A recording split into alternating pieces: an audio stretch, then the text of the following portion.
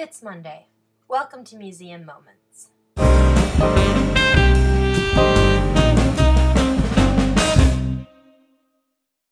So this video is part 2 of a 3-part series of a review of the California Academy of Sciences in San Francisco. If you missed part 1, I will put it right here, so you can go ahead and check that out first.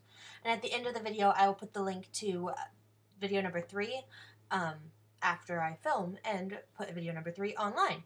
So anyways, this portion of this review is speaking about the rainforest and the aquarium at the California Academy of Sciences. When you walk into the Academy of Sciences, the first thing that you would notice right off the bat are these 2 giant spheres. They're huge, and in one of them is where the planetarium is located, which has a really great show if you're ever there and have the opportunity to go see it.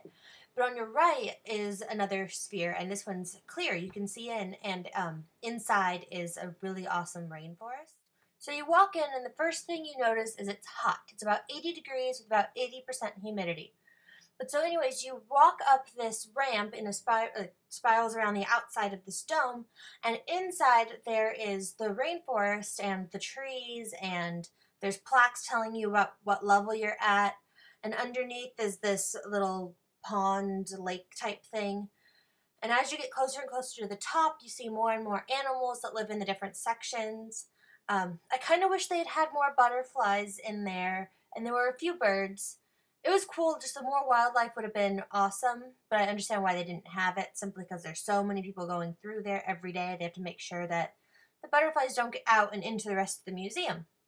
But so as you get to the top of this museum, there's an elevator which takes you back down through the entire dome to underneath, where you're in the aquarium of that pond that you saw when you were in the rainforest, and then you go out of that part of the aquarium, and there's aquariums from all over the world.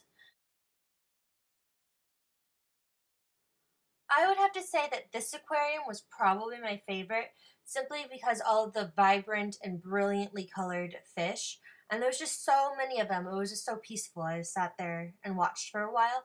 But they have aquariums from everywhere: Arctic aquariums, tropical aquariums, Pacific Ocean aquariums, all different kinds. It's really quite impressive. Except for the heat and the humidity, I really enjoyed the rainforest. They had a lot of really informative things to read.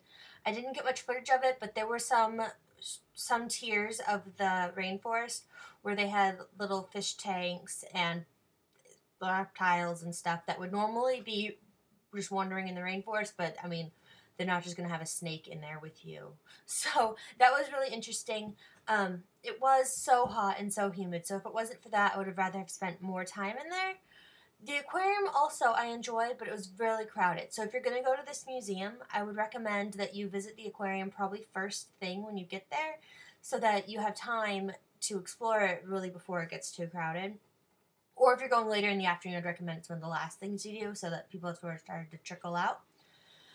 If you have not seen last week's video, I'm going to go ahead and put it here. I'm going to link it so you can watch it, or I'm going to put it down below. And once next week's video is posted, so after the 11th, no, today is the 11th, so after July 18th, on top of the dog will be the link to the last and final video for the California Academy of Sciences, which is going to be about environmental impact and global warming. They had a really good exhibit on that.